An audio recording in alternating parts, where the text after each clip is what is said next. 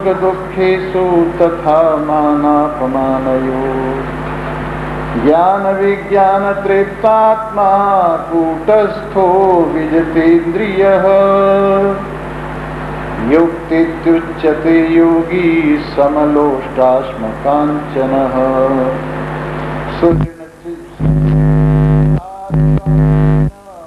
मध्यस्थद्वैष्यबन्धुषु साधुष्वपि च पापेषु सम्बुद्धिर्विशिष्यते।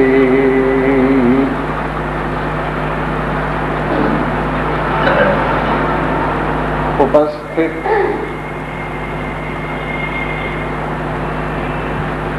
सत्संग रस पिपासु भ्रमर वृंद,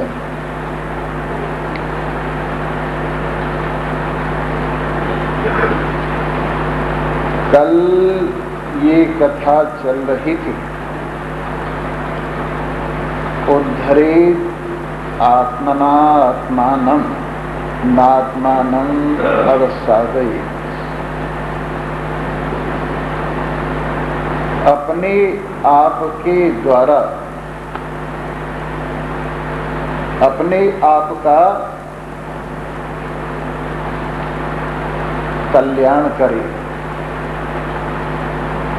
अपने आप से अपने आप को कष्ट में, दुख में, दुविधा में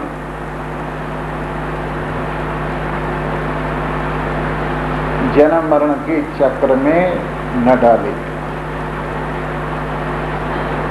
तो इस प्रकार से ये सिद्धांत हुआ कि अपने आप का उद्धार करने वाला अपने आप ही है और अपने आप को डुबाने वाला भी अपने आप ही है। और हम आज तक साधारण जनता यही समझती आई है कि हमारा उद्धार करने वाला हमसे अलग कोई और है और हमको डुबाने वाला भी हमसे अलग हमको कोई और है। और हमने डुबाने वाले का नाम अपने से अलग शैतान रखा है और उद्धार करने वाले, बचाने वाले का नाम अपने से अलग उसे समझकर भगवान रखा है। और इस प्रकार अपने उबारने वाला अपने आप को हम भगवान समझते हैं और अपने आप का डुबाने वाला हम अपने आप को शैतान समझते हैं। और पता नहीं ये भगवान और शैतान हमसे अलग कौन सी दुनिया में कहाँ रहता है, जिसे हम रात दिन दोष देते रहते हैं कि भगवान हमें उबारेगा, शैतान हमें डुबाएगा। जैसे हम अपने आप में कुछ भी नहीं हैं। फिर इसका मतलब ये हुआ कि हम उबरने वाले और डूबने वाले ही कौन हुए? जब हमें न उबरने की शक्ति है न डूबने की शक्ति है, तो क्या हम एक जड़ लक्कड़ हैं या एक जड़ पदार्थ हैं कि जिसे कोई तो डुबाने वाला है और कोई उबारने वाला है? अगर यही है तो पाप और पुण्य का संबंध हमसे कैसे मान लिया जाता है? और अगर पाप पुण्य का संबंध हमसे नहीं है तो सुख दुख को हमारे साथ क्यों जोड़ दिया जाता है? थोड़ा आप इन बातों का विचार ठंडे दिमाग से कीजिए। हालांकि मेरी इन बातों को सुनकर आप में एक उथल पुथल मच गई होगी क्योंकि ये सब आम जनता के खिलाफ बात है। क्योंकि आम जनता तो यही समझती है कि मेरे को उबारने वाला मेरे से अलग कोई भगवान है और मेरे को डुबाने वाला मेरे से अलग कोई शैतान है।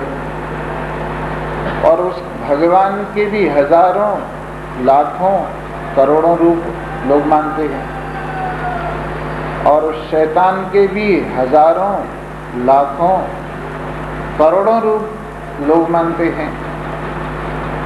तो हमने भगवान का और भगवानों का भी अच्छी तरह से अध्ययन किया है और शैतान का और शैतानों का भी अच्छी तरह से अध्ययन किया है, परंतु बहुत गहराई से विचार करने पर ये पता चला है कि हमारा अज्ञान ही शैतान है और हमारा ज्ञान ही भगवान है।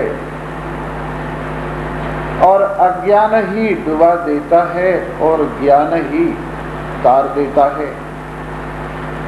ज्ञान के आगे चलकर सतोगुण, तमोगुण, रजोगुण को मिलाकर 3 रूप तो मुख्य हैं, फिर अनेक रूप ज्ञान के हो जाते हैं। शब्द का ज्ञान, स्पर्श का ज्ञान, रूप का ज्ञान, रस का ज्ञान, गंध का ज्ञान। उसमें भी यथार्थ ज्ञान, अयथार्थ ज्ञान, विस्तृत ज्ञान। एक ज्ञान के इतने नाम हो जाते हैं कि अब आप देख लीजिए, जितनी लौजियां हैं वो सब ज्ञान के ही नाम हैं और वो लौजियों से ही नॉलेज बना है। और वो नॉलेज जो सारी लौजियों को अपने साथ जोड़े हुए है वो ज्ञान की छाया मात्र है। इस प्रकार से ज्ञान के इतने रूप हैं, जहां जहां ज्ञान का आभास, ज्ञान की छाया पड़ती है, वहां वहां ज्ञान के बहुत रूप हैं।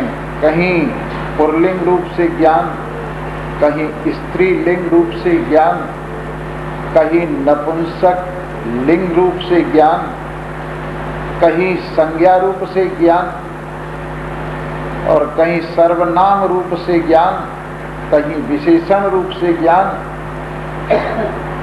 और कहीं अव्यय रूप से ज्ञान। इस तरह से कहां तक आपको गिनाएं, ज्ञान के बहुत रूप हो गए। वैसे अज्ञान के माने शैतान के भी बहुत रूप, शब्द के साथ, स्पर्श के साथ, रूप के साथ, रस के साथ, गंध के साथ, जहां गिराने की स्थिति है वहां सब,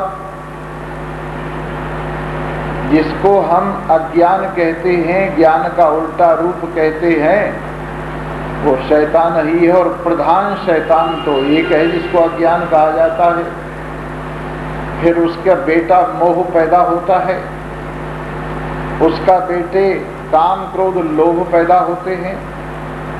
फिर उसके बेटे राग, द्वेष, मद, मात्सर्य, ईर्ष्या इत्यादि इतने पैदा होते हैं कि शैतान का भी परिवार बहुत लंबा है और भगवान का परिवार भी बहुत लंबा है।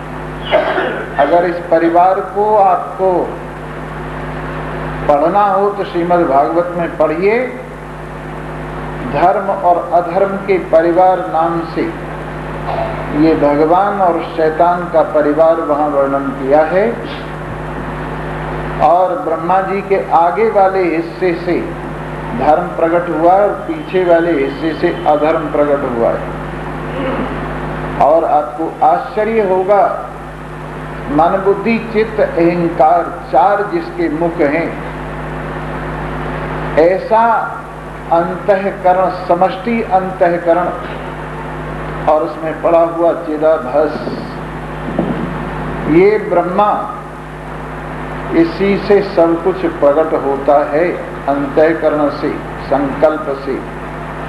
और उसी से सब कुछ प्रकट होकर के धर्म अधर्म ज्ञान अज्ञान जो हमारे व्यवहार में ज्ञान अज्ञान आता है वो सारा खेल इसी से प्रकट हुआ। इसलिए सारी सृष्टि ब्रह्मा जी की सृष्टि है और जो संकल्प इसको पालता है वो सतोगुण में, समष्टि सतोगुण में चेतन का आभास है और वो विष्णु नाम से प्रसिद्ध है। जो इसको निवृत्त करता है वो तमोगुण में चेतन का आभास है और वो शिव नाम से प्रसिद्ध है। इस प्रकार से ब्रह्मा विष्णु महेश चेतन की ही, ज्ञान की ही तीनों गुणों में समष्टि रूप से छायाएं हैं जो ब्रह्मा विष्णु महेश नाम से कही जाती हैं।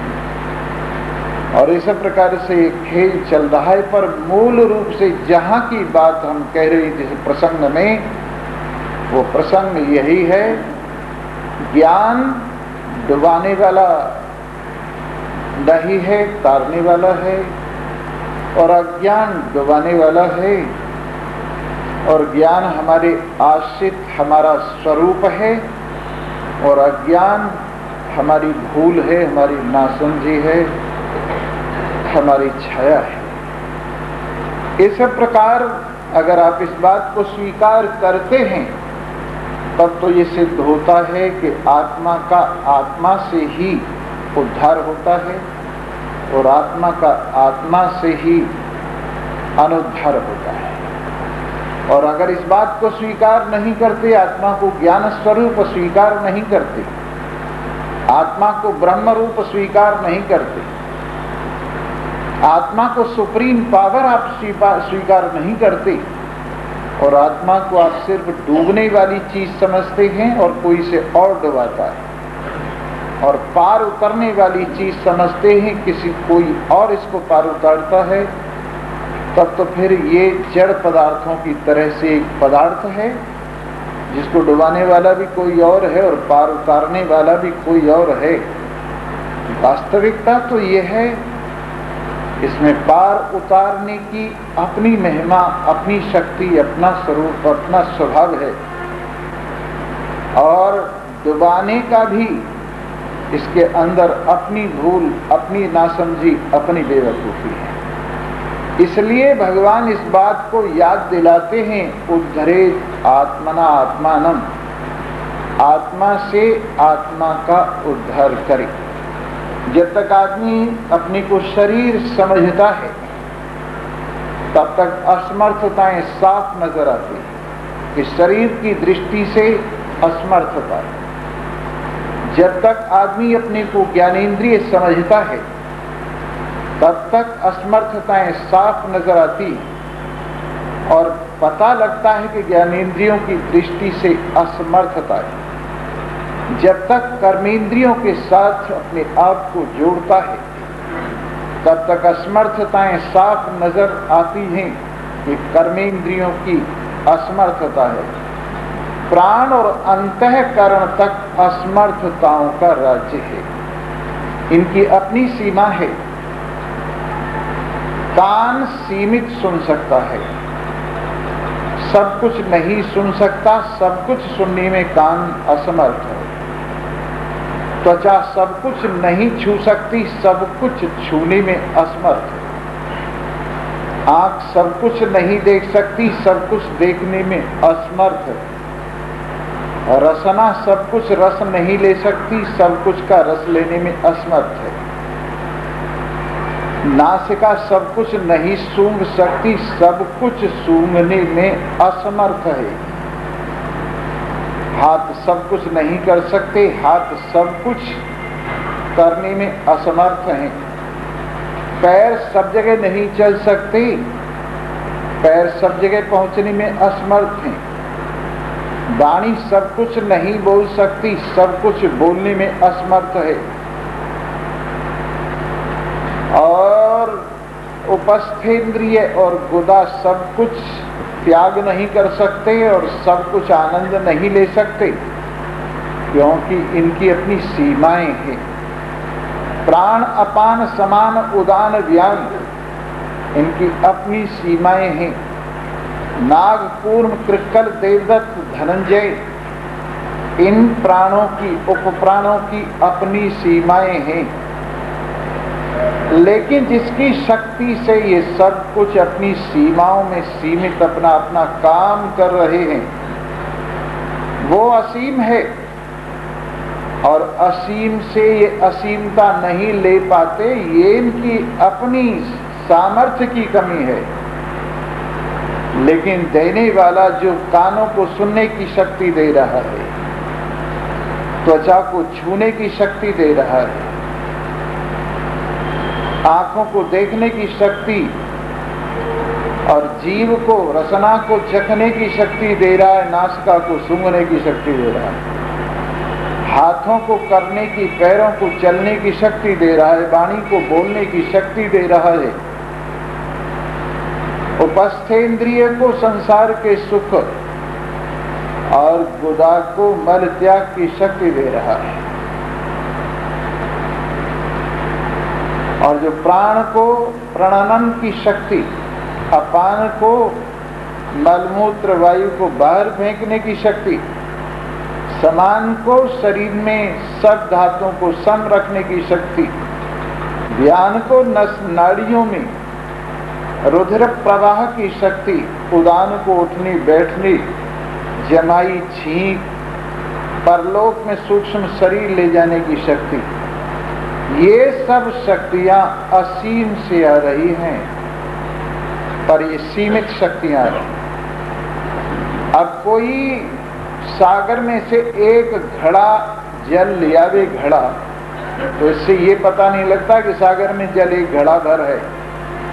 ये घड़े की अपनी सीमा है कि वो एक घड़ा भर ला सकता है, पर समुद्र में से दुनिया भर के सारे घड़े भरने के बाद भी समुद्र में पानी शेष रह जाता है। वैसे सबकी ज्ञानेंद्रियां, कर्मेंद्रियां 84 लाख योनियों में, 84 लाख योनियों में विराजमान अगणित शरीर, और उन शरीरों में काम करने वाली ज्ञानेंद्रियां, कर्मेंद्रियां, प्राण, अंतःकरण अपनी अपनी सामर्थ्य जिसमें से सभी ले रहे, और फिर भी जिसमें सामर्थ्य बाकी रह जाती है, उस आत्मा की, परमात्मा की सामर्थ्य को कोई नहीं माप सकता। और वही ज्ञान शक्ति में बता रहा हूं, आपका आत्मा वही ज्ञान शक्ति स्वरूप, सत शक्ति स्वरूप, आनंद स्वरूप, सच्चिदानंद ब्रह्म है। आप उससे अपने आप को जोड़कर देखिए और तब समझिए कि उद्धार करने की शक्ति आप में है या नहीं। फिर देखिए उसको भूलकर डूबने की शक्ति आप में है या नहीं। तब पता लगेगा आपको, जब तक आप शरीर से बांधे हुए हैं अपने आप को और मैं शरीर हूं ये समझे हुए, जब तक ज्ञानेंद्रियां, कर्मेंद्रियां, प्राण, अंतःकरण इतना मात्र अपने आप को समझे हुए हैं, तब तक आप अपनी शक्तियों का अंदाजा नहीं लगा सकते। आपने वो कथा सुनी है, महर्षि अगस्त ने दो छोटे छोटे पक्षियों को समुद्र के किनारे एक लीला करते देखा। दोनों पक्षी अपनी चोंच में रेत भरते थे और समुद्र में फेंक देते थे, और समुद्र में पानी लेते थे चोंच में समुद्र से और रेत में फेंक देते थे, खुश्की में फेंक देते थे। सुबह से शाम तक यही करते थे और रात को आराम करते थे, थोड़ा सा चुग्गा लेते थे और बस उनका यही काम। कई दिन महर्षि अगस्त को ये लीला देखते देखते हो गए। उन्होंने पक्षियों को पूछा, तुम ये क्या कर रहे हो? सुबह होते ही समुद्र से पानी बाहर डालना शुरू कर देते हो और समुद्र में रेत डालना शुरू कर देते हो। उन्होंने कहा, हम क्या कर रहे हैं, हमारी कहानी सुनो। हम दोनों युगल सरकार ये मेरी पत्नी है, मैं इनका पति हूं, हम दोनों विवाहित गृहस्थी जीवन व्यतीत कर रहे हैं। अपनी वंश परंपरा को आगे बढ़ाने के लिए हमने कई बार समुद्र के किनारे पर अंडे रखे और हमने सोचा हमारा वंश आगे बढ़ेगा, लेकिन ये समुद्र हर बार हमारे अंडों को बहा ले जाता है। अब हमारे शरीर की वृद्धावस्था आ गई, अब आगे थोड़ा ही गृहस्थ का सामर्थ्य हमें बाकी है और समुद्र हमारे साथ ऐसा कर रहा है कि हमारी वंश को मिटाने पर तुला हुआ है। तो हमने ये सोचा हम समुद्र को सुखा दें।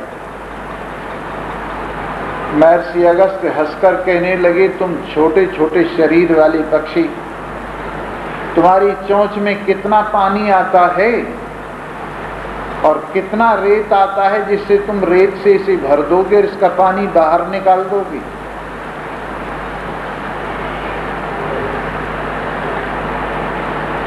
तो उनके इस हंसी भरे व्यंग वचनों को सुनकर उन्होंने कहा, ऋषि प्रवर आप नास्तिक हैं, आपको शरीर दिखता है, आत्मा नहीं दिखता। हम शरीर में नहीं आत्मा में विश्वास करते। टोंटी चाहे छोटी सी हो, अगर उसका संबंध महासागर से हो तो वो तीनों लोगों को डुबा सकती है। वैसे ही ये जो आप देख रहे हैं, टोंटी देख रहे हैं, टोंटी का मुंह देख रहे हैं, ये शरीर, लेकिन अंदर से हमारा संबंध अनंत से है, इंफिनिटी से है और हम इस समुद्र को जरूर सुखा देंगे चाहे कितने ही शरीर लेने पड़े। महर्षि अगस्त्य ने कहा, सच्ची बात है, मैं भूल गया, तुमने मुझे याद दिलवा दिया। लो, तुम्हारा ये सत्य संकल्प अभी ये सफल हुआ जाता है। और उन्होंने 3 चुल्लुओं में समुद्र का पानी खाली कर दिया। समुद्र को हाथ जोड़कर पक्षियों के सामने खड़ा कर दिया, क्षमा मंगवाई, अंडे वापस कराए और लोगों के सामने ये एक वास्तविकता रखी कि अपने को शरीर की दृष्टि से मत मापो, अपने को ज्ञानेंद्रिय, कर्मेंद्रिय, प्राण, अंतःकरण की दृष्टि से मत मापो, अपने आप को आत्मा की दृष्टि से देखो, अपने आप को अनंत की दृष्टि से देखो, अपने आप को असीम की दृष्टि से देखो। तो मेरे मित्रों, अगर तुम अपने आप को ठीक ठीक समझते हो तो तुम में उद्धार करने की अपने आप का सामर्थ्य मौजूद है। और अगर अपने आप को ठीक ठीक नहीं देखते तो फिर जोड़ते फिरिए हाथ जहां तहां, चढ़ाते फिरिए मरे हुए के ऊपर चादर, जलाते फिरिए बुझे हुए दीपकों को। जब तुम जीते जागते अपना कुछ नहीं कर सकते हो तो मरे हुओं से तुम्हारा क्या भला हो जाएगा कि तुम कब्रों पे जाके लंबी लंबी दंडवत कर रहे हो। मेरे मित्रों, तुमसे अलग और कोई तुम्हारा उद्धार करने के लिए नहीं आएगा। शायद तुम्हें उस कहानी का पता नहीं है। वो जो पक्षी अरहर के खेत में रहते थे, अरहर जिसको तोर कहीं कहीं कहा जाता है, जिसकी दाल बनती है, उसका पेड़ काफी बड़ा हो जाता है। छोटा भी होते हैं, 2 तरह के ही। अब नया बीज छोटी अरहर का निकला, लेकिन पहले अरहर बहुत बड़ी हो जाती। तो अरहर के पेड़ बहुत बड़े बड़े फसल खड़ी हुई थी। एक उसके पेड़ में, पौधे में पक्षियों ने अपना घोंसला बनाया हुआ था और उसमें बच्चे निकल आए थे, छोटे छोटे बच्चे थे, खुदकने लगे थे बच्चे। माँ बाप चुग्गा लाते थे और बच्चों को देते थे, बच्चे बढ़ रहे थे। किसान आया और उसने अपनी फसल को पके हुए देखा और कहा, कल को मैं अपने रिश्तेदारों को बुलाऊंगा और मेरी पकी हुई फसल है, इसको मैं काट लूं। बच्चों ने सुना और अपने माँ बाप को कहा चलो यहाँ से दूर कहीं चलते हैं, ये अरहर का खेत तो कल को कट जाएगा। क्यों, क्या बात हुई कि वो कह रहा था रिश्तेदारों को बुला के कल को इसे कटवा लेना है। बोले नहीं कटेगा नहीं, आराम से बैठे रहो।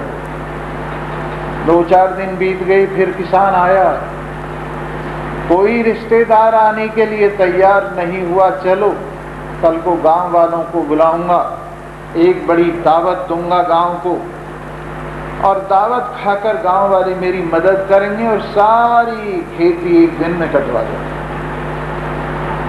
पक्षियों के बच्चों ने फिर कहा माताजी पिताजी कल को तो जरूर काम तमाम हो जाएगा अरहर का, और मैंने उनको ये कहते सुना है कि अब गांव को बुलाएगा और सारे खेत को कटवा लेगा। बोले चिंता न करो, अभी नहीं कटेगा।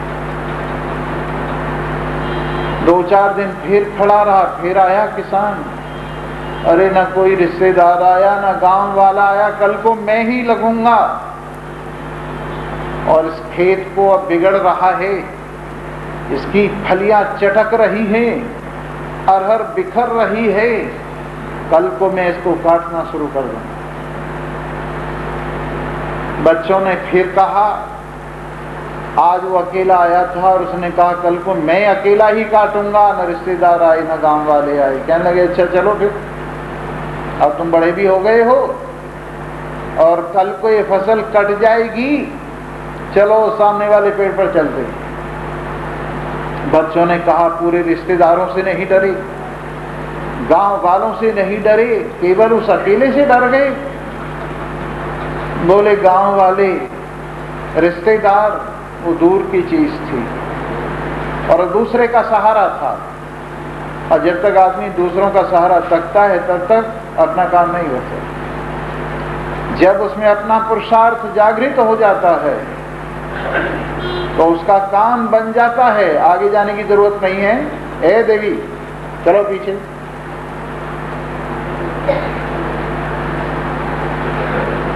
अब उसमें पुरुषार्थ जागृत हो गया है। और यही हुआ, दूसरे दिन लग गया, खेत कट गया। तो मेरे मित्रों, तुम भी यही सोचते रहते हो मेरी कोई मदद कर देगा, कहीं से आशीर्वाद लेके आऊंगा, कहीं से कुछ मदद मिल जाएगी और मेरा काम हो जाएगा, ये तुम्हारा ख्याल है। अपने हाथ जगन्नाथ, अगर अपने आप में जागरण पैदा करोगे, जागृति पैदा करोगे तो तुम्हारा काम हो जाएगा। और जो कहीं इंतजार करते रहे कि कोई दूसरा कर जाएगा, लोग यही ख्याल करते रहते हैं अपने आप तो कुछ करेंगे नहीं, कोई बड़ा सा महात्मा देखो गुरुजी बना लो, उसको शायद बेड़ा पार हो जाए। और हमसे जिक्र करते हमारे गुरुजी फला महात्मा हैं, हमारे गुरुजी फला महात्मा है, हमारे गुरुजी फला महात्मा है। अरे तुम्हारे गुरुजी तो जो हैं सो हैं, तुम क्या हो? पितरम में सुल्तान बूद, पितरम में सुल्तान बूद। हम लोगों की आदत हिंदुस्तानियों की यही पड़ी हुई है। हम ऋषि महर्षियों की संतान हैं, हम बड़े बड़े चक्रवर्तियों की संतान हैं, और अपने आप इंसान भी नहीं है, पूरे हैवान हैं, और बातें कर रहे हैं ऋषि महर्षियों की संतान हैं। अरे वो अपने समय को बिता कर चले गए, तुम क्या हो पहले ये सोच। तो हम लोग इसी बात से गर्मी लेते रहते हैं कि हम फला के चेले हैं, हम फला आश्रम के चेले हैं, फला महात्मा के चेले हैं, फला बिरादरी के हैं, फला खानदान के हैं। अरे तुम भी कुछ हो, तुमने भी कुछ किया है। भाई बात तो नेपोलियन वाली है। नेपोलियन बैठा हुआ था और बहुत से लोग और भी बैठे हुए थे बड़े बड़े खानदान के, और नेपोलियन का अपमान करने की वो सोच रहे थे कि इसको कैसे अपमानित किया जाए। तो सबने अपना अपना खानदान बताया। मेरा खानदान आज से 1000 साल पहले से शुरू होता है, किसी ने कहा 500 साल पहले से शुरू होता है, किसी ने कहा 200 साल पहले से शुरू होता है। नेपोलियन सुनता रहा और जब नेपोलियन का नंबर आया, पूछा नेपोलियन से तुम्हारा खानदान, कहने लगे नेपोलियन का खानदान नेपोलियन से शुरू होता है। नेपोलियन का खानदान नेपोलियन से शुरू होता है। नेपोलियन सबसे पहला ऐतिहासिक पुरुष है जो अपना खानदान अपने हाथ से लिख रहा है। तो हम लोगों की आदत यही है, अपनी कलम उठाएंगे नहीं, अपने इतिहास में एक अक्षर लिखेंगे नहीं, और वही पहले वालों की चिलम लटक रही है उसी में दम मारते रहेंगे और नशा लेते रहेंगे। ये हमारे बाप दादों की जायदाद है, ये हमारे बाप दादों का नाम है। अरे तुम भी कुछ करो मेरे मित्रों। तो व्यवहार में भी हम देखते हैं और परमार्थ में भी यूं ही देखते हैं कि बस जी गुरु बढ़िया सा बना ले और चेला चाहे घटिया सा हो गए। ऐसे काम नहीं भाई, खुद मेहनत करो और भगवान की इस बात को सुनो। उद्धरेत आत्मना आत्मानम, आत्मा से आत्मा का अपने आप से अपने आप का उद्धार करे। नात्मानम अवसादयेत, अपने उल्टे विचारों से, अपने उल्टे वचनों से, अपने उल्टे कर्मों से, अपने तीनों लोग, कौन कौन सा लोग? व्यवहारिक लोग, पारमार्थिक लोक और बीच वाला लोक जो दोनों को जोड़ता है, ये खराब न करे। आत्मैव ह्यात्मनो बंधु, आत्मा का भाई, आत्मा का भला करने वाला आत्मा ही है और आत्मा का शत्रु आत्मा ही है। यानी अपने आप के शत्रु हम स्वयं ही हैं और अपने आप के मित्र भी हम स्वयं ही हैं। बताइए भगवान ने कैसा निर्णय करके रख दिया, न किसी का पक्षपात, न किसी पंथ संप्रदाय की बात, न किसी मजहब की बात, न किसी बिरादरी का पक्षपात, सीधी बात कर दी। आत्मैव ह्यात्मनो बंधु, आत्मैव रिपुरात्मनः, आत्मा का ही आत्मा भाई है, अपना भाई आप ही है और अपना शत्रु आप ही है। बंधुरात्मनः, बंधुरात्मा आत्मनस्तस्य, कब है आत्मा का आत्मा बंधु?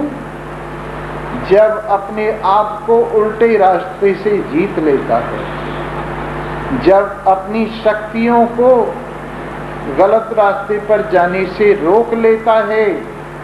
येन आत्मैवात्मना जितः, जिन्होंने आत्मा से आत्मा को, अपनी पुरुषार्थ से अपने मन को, अपने ज्ञान से अपने मन को, जीवन प्रक्रिया को जीत लिया है और सत की ओर लगा दिया है, असत की ओर से हटाकर।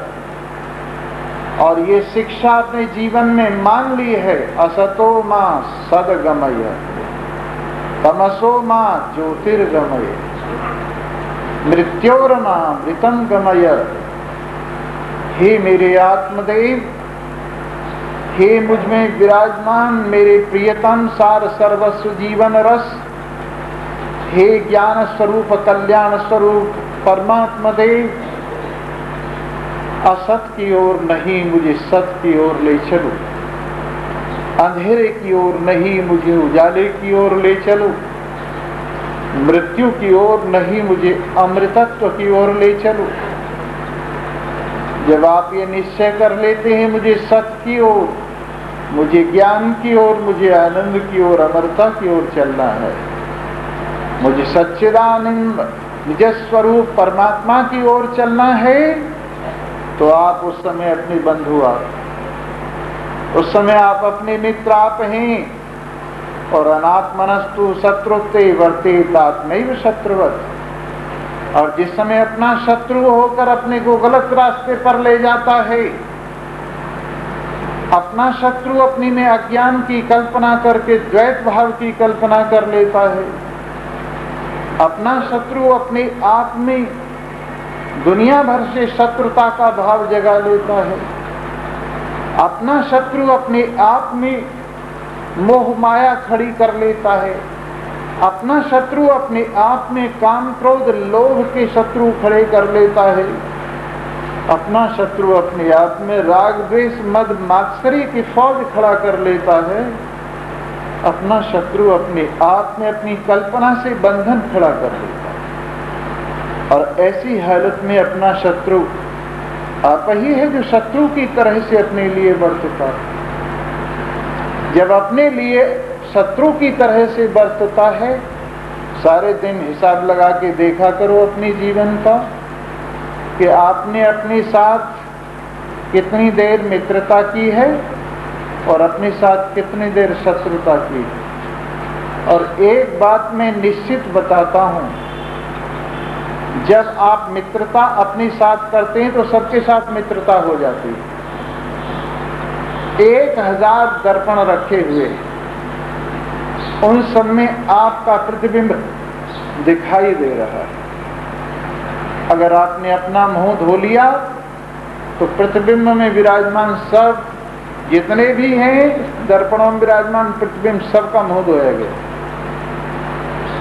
और अगर आपने अपना मुंह नहीं धोया तो प्रतिबिंब में जितने मुंह हैं सारे मुंह बिना धोए रह गए। अब आम आदमी यही सोचता है जो दिख रहे हैं मुंह में उनको धो डालो, और जो देख रहा है वो मुंह नहीं धोते। और देखने वाले मुंह को धोले में तो दिखने वाले मुंह सब अपने आप धोए गए। अगर देखने वाले का मुंह धो लिया जाए, माने अपना मुंह धो लिया जाए, तो सारी दुनिया के मुंह धुले नजर आएंगे। और अगर अपना मुंह न धोया जाए तो ये मुंह धो के निपटे और दूसरा काला नजर आने लगेगा, फिर वो मुंह धो के निपटोगे तीसरा काला नजर आने लगेगा। अपना मुंह न धुलने पर सारी दुनिया के मुंह काले नजर आते हैं, और अपना मुंह धुला हुआ हो तो सबके मुंह धुले हुए। इसीलिए कहावत है, अधूरों की नजर में सभी हैं अधूरे, कामिल को हर एक मुब्तदी कामिल नजर आए। अधूरों की नजर में सभी हैं अधूरे, कामिल को हर एक मुब्तदी कामिल नजर आया। जो अधूरे हैं उनको सारी दुनिया अधूरी दिखती है। पूछ लीजिए दुनिया वालों को, अजी हमें तो कोई महात्मा दिखाई नहीं देता, हमें तो सारा संसार फंसा हुआ नजर आता है, हमें तो सारी दुनिया अपनी जैसी दिखती है। सीधी बात है, सीधी बात कहेंगे वो, और क्या कहेंगे। अगर अंधों से पूछा जाए कि सारी दुनिया कैसी है, आंखों वाली बताएंगे? नहीं समझ में आई बात। अंधों से अगर पूछा जाए कि सारी दुनिया कैसी है, अंधी है। वैसे ही अज्ञानियों की दृष्टि में सारी दुनिया अज्ञानी है, सब बंधे हुए, सब बंधे हुए, कोई खुला हुआ नहीं। और जिनकी आंखें खुली हुई हैं उनकी दृष्टि में सब खुले हुए हैं, सब में परमात्मा ही है, दूसरा तो कोई नहीं है। पशुओं में भी, पक्षियों में भी, कीट पतंग में भी, यहाँ तक कि जड़ चेतन में सब में एक राम जी बैठा हुआ है। आंख खोलकर तो देखिए, जब आंख खोल के देखेंगे और सब में आपको एक राम जी दिखाई देगा तो कहाँ बंधा नजर आएगा। इसलिए अधूरों की नजर में सब ही हैं अधूरे, कामिल को हर एक मुब्तदी कामिल नजर आए। पहले अपना मुंह धो लीजिए। इसी बात पर सारा जोर लगाते हैं हम, एक गिलास पानी में काम हो जाएगा। और दुनिया का मुंह धोने के लिए समुद्र भी थोड़ा पड़ जाएगा। दुनिया का मुंह धोने के लिए समुद्र भी थोड़ा पड़ जाएगा। अजी मैं तो सुबह ही 1 बाल्टी पानी लेता हूँ। मैंने कहा क्या क्या करता है? सब देवताओं के मुंह धोता हूँ, और फिर शंकर जी पर जल चढ़ाता हूँ, और फिर घरवाली का मुंह धोता हूँ, और फिर सारे बाल बच्चों के मुंह धोता हूँ, सबके मुंह धोता हूँ। दूसरी बाल्टी ले आता हूँ, ऐसे कई बाल्टी पानियों में सबकी सफाई कर लेता है। और अपना मुंह वो तो मैं भूल जाता हूं, तो धोया ही नहीं। अगर तुम अपना मुंह धो लो तो इतनी बाल्टी पानी खर्च करने की जरूरत नहीं है। अपना मुंह धोते ही सबके मुंह धुले हुए पड़े हैं। तो इस तरह से हम लोग बस यही करते हैं, इतनी बाल्टियां पानी लिए फिरते हैं, सबका मुंह धोते हुए अपना मुंह बिना धुला हुआ। कोई हमें कह दे पहले अपना मुंह तो देख, बुरा मान जाते हैं। एक मोटी सी कहावत है, हुक्का पीने वाले जो है ना, हुक्का ताजा करते, और जो बढ़िया हुक्का पीने वाले हर चिलम पे ताजा करते। वो कहा करते हैं, ये जो होते हैं ना नाव चलाने वाले मल्लाह, उनका हुक्का सूखा मिलता है, ताजा नहीं होता, और रहते पानी में है, रोज पानी में रहते हैं, पर उनका हुक्का ताजा नहीं होता। उसी तरह से कई बार ऐसा हो जाता, हम दुनिया भर के मुंह धोते फिरते हैं पर अपना मुंह नहीं धुलता। इसलिए मेरे मित्रों, वेदांत इसी बात पर जोर देता है कि तू अपना मुंह धो ले, सबका मुंह धुल जाए।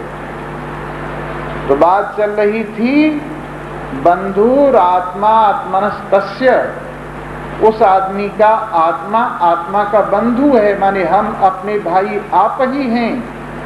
जब अपने आप को ठिकाने पे लगा लेते हैं, जब अपने आप को डामाडोल नहीं होने देते, जब अपने आप को श्रेष्ठ मार्ग पर लगा लेते हैं, तो हम ही अपने बंधु हैं। और जब उल्टा सोचते हैं, उल्टा बोलते हैं, उल्टा करते हैं, तो हम ही हमारे शत्रु हैं। जितात्मनः प्रशांतस्य परमात्मा समाहितः, जिसने अपने मन को जीत लिया, जो शांत हो गया और परमात्मा में सारी वृत्ति जिसकी समाहित हो गई, लग गई, उसके लिए गर्मी सर्दी सुख दुख मान अपमान सब बराबर हो जाते हैं। दोनों को प्रसाद समझ के सहन करता है और सोचता है। बहुत से लोग कहते हैं क्योंकि सर्दी गर्मी का ज्ञानी को पता नहीं लगता है। पता क्यों नहीं लगता है? पता लगता है, बहुत बढ़िया उसका हृदय जो है ना, बहुत बढ़िया मशीन का काम करता है। लेकिन ये बात जानता है कि सर्दी गर्मी का धर्म तन तक है या बहुत से बहुत मन तक है। उसी तरह से संसार के जितने धर्म में लाभ हानि जय पराजय, उन सबका सबकी पहुंच मन से आगे नहीं। मुझ आत्मा में किसी की पहुंच नहीं है। इसलिए वो सर्दी गर्मी दुख सुख सबको एक स्वप्न की तरह से, जैसे स्वप्न का वनवास और स्वप्न का महलवास दोनों बराबर है। स्वप्न की दृष्टि से दोनों स्वप्न, उसी तरह से जागृत का सुख और दुख दोनों जागृत में स्वप्न की तरह से दोनों बराबर। लाभ हानि जय और पराजय, मान और अपमान दोनों एक ही भूल के परिणाम हैं, एक ही अज्ञान के परिणाम हैं। उनका व्यवहार की दृष्टि से अंतर है, परमार्थ की दृष्टि से कोई अंतर नहीं है। परमार्थ में विराजने पर ये गर्मी सर्दी सुख दुख मान अपमान बराबर हैं। जब हम मन की तराजू पर तोलते हैं, व्यवहार की तराजू पर तोलते हैं, तब इनमें फर्क है। लेकिन परमार्थ की तराजू पर तोलते हैं तो ये दोनों स्वप्न जैसे हैं, दोनों केवल कल्पित हैं, दोनों के मूल में अज्ञान है। इसलिए दोनों को वो बराबर समझता है ज्ञानवान। कल को ये बात आपको समझाएंगे अच्छी तरह से। ये बातें जरा गहरी हैं, धीरे धीरे समझ में आती हैं। अब इन संसार के कांटों से निकलकर, फूलों से निकलकर, सब चीज से निकलकर अपने आपे में आने वाली बात है तो जरा सी देर की, पर इसमें बहुत देर लग जाती है। क्योंकि वो हमारा आग्रह जो है ना, वो मन मुश्किल से मानता है, जानकर भी। जान तो लेता है जल्दी, पर मानता है देर में, क्योंकि आदत खराब हुई। बहुत से लोग हैं, शराब पीने वालों को पूछ लो, शराब पीना बहुत बुरा है, सब जानते।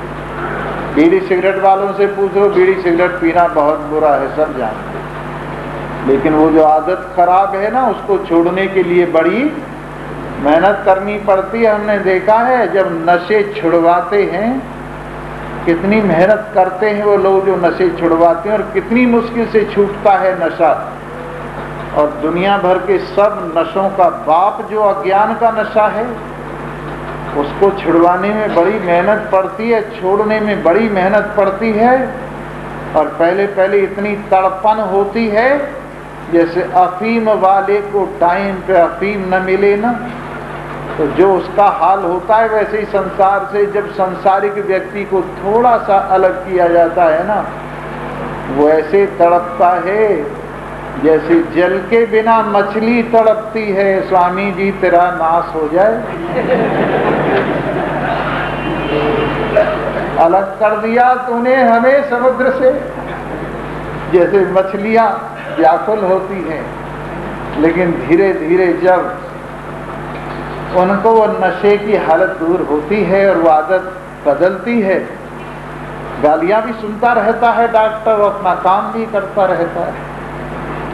कभी कभी तो यहाँ तक होता है कि नशे वाला मरीज कभी कभी डॉक्टर की मरम्मत भी कर देता है, फिर भी डॉक्टर अपना काम नहीं छोड़ता और वो कोशिश करता है कि इसका नशा, जब नशे की आदत इसकी समाप्त हो जाएगी, इसकी नस नस में से नशे का असर खत्म हो जाएगा, तब इसको इसका पता चलेगा कि कितना उपकार किया गया है। वैसे ही संसार का नशा जो मन की नस नस में घुसा पड़ा है, समझने को तो तुम समझ ही लेते हो। अजी स्वामी जी यही तो तुम कहते हो, ब्रह्म सत्यम जगन मिथ्या। हम एक दिन गए थे, समझ आए सुन आए, पता नहीं माँ रोज रोज क्या सुनने जाती है, एक डेढ़ बात है। आदि बात ब्रह्म सत्यम, पूरी बात ब्रह्म सत्यम, आदि बात जगत मिथ्या, डेढ़ बात सुनने रोज जाती है। परंतु ये जो बैठा हुआ है मन के अंदर वहम, ये धीरे धीरे निकलता है। और कभी कभी तो जैसे ऐसा हुआ, एक आदमी घर में बिल्ली मर गई, उसे फेंकने गया तो फिर ऊंट घुस के आके मर गए। तो वो सोचने लगा बिल्ली तो आसानी से निकल गई, ऊंट को कैसे निकालूं, वही हाल होता है। कभी कभी व्यवहार की, संसार की बिल्ली तो फेंक दी जाती है, पर वो अभिमान का ऊंट आके मर जाता है ना, फिर बाद में उसको निकालना मुश्किल हो जाता है, उसको काट काट के कभी कभी निकालना पड़ता है, इतनी मेहनत का काम है। तो धीरे धीरे हो जाएगा, ऐसी बात नहीं है। जरा जरा सा काम होते होते सब हो जाएगा, धीरे धीरे लगे रहिए। लगी के लाखों मोल हैं, उखड़ी की कौड़ी नहीं। सर्वे भवन्तु सुखिनः, सर्वे सन्तु निरामया, सर्वे